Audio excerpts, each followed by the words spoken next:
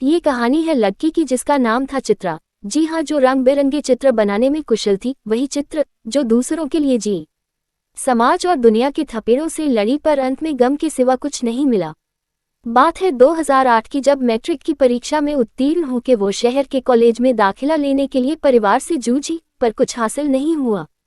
2 भाई के बाद छोटी होना उसको गुनाह लगने लगा, पर करती ही क्या। खाना बनाना, बर्तन, कपड़े, जानवर को खाना देना, सबकी ताने सुनना ही जीवनचर्या बन गया। खैर, उसके बाद पढ़ाई भी खत्म हो गई। नौकरी करना, घूमना फिरना, जो बचपन के शौक थे सपनों में, वो कहीं गुम गए। इस बीच ही गांव के एक युवक जो उसको घूरता रहता, नजरों से प्यार लुटाता रहता, उसकी तरफ उसकी नजर गई।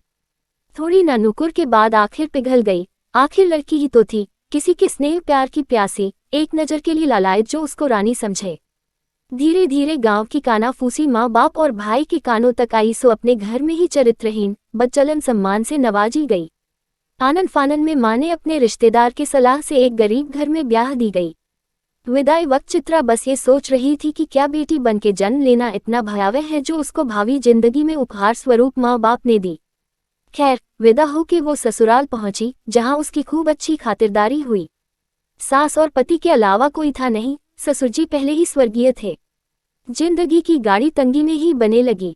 पति था दिल से बहुत ही नेक और समझदार, प्यार लुटाता, खूब बात करता चित्रा से और छोटी सी जमीन पे खेती करके पेट पालता। पति ने बताया कि कर्ज में दबे होने के कारण ज्यादा पढ़ाई नहीं हो सकी उसकी, पर अब ये दुख वो अपने बच्चे को नहीं होने देगा।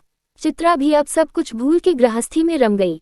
करीब करीब खुशी की बयार चल ही रही थी कि अचानक चित्रा के पति को दिल्ली के एक फर्म में सुपरवाइजर की नौकरी लग गई। घर में खुशी का ठिकाना नहीं रहा।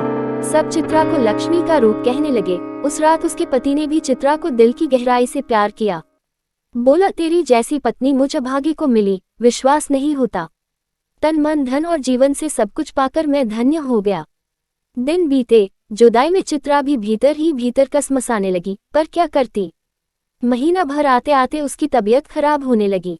आशा दीदी ने जांच कर बताया कि घर में नन्हे मेहमान आने की सूचना है। जल्दी ही किलकारी से चित्रा को मां कहने वाला आएगा।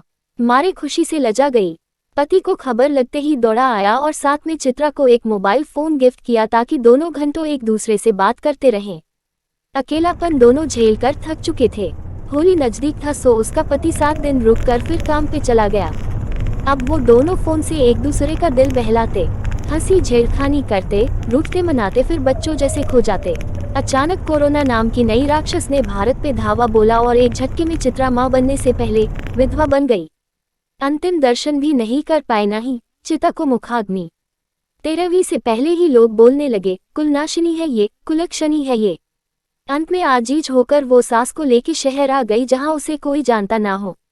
पापी पेट, शिशु की चिंता और सास की जिम्मेदारी ने उसे झाड़ू वाली बना दिया।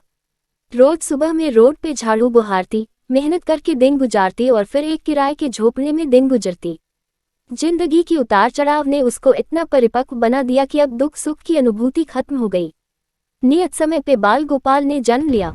उसका नाम भी अपने पति के नाम पे ही रखी। सास ने दूसरी शादी की जिद की, पर चित्रा को रास न आया। समय को पंख लग गया और देखते ही देखते बेटा भी मैट्रिक कर लिया, जिसको वो दूर हॉस्टल में रखवा दी थी।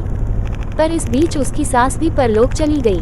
हालांकि झाड़ू के अलावा उसने घर की नौकरानी वाला काम भी शुरू कर दिया था, पर उच्च शिक्षा की उच्चतम धन की आवश्यकता ने चित्रा को तोड़ दिया। खुद भी बीमार रहने लगी थी। अंत में मजबूर होकर, कोई और रास्ता ना देखकर, एक उम्र में बड़े मर्द जिसका भी कोई नहीं था उससे शादी कर ली। झाड़ू लगाने का काम, नौकरानी का काम करने लायक ही नहीं रही वो खुद, जो बीमार रहने लगी थी।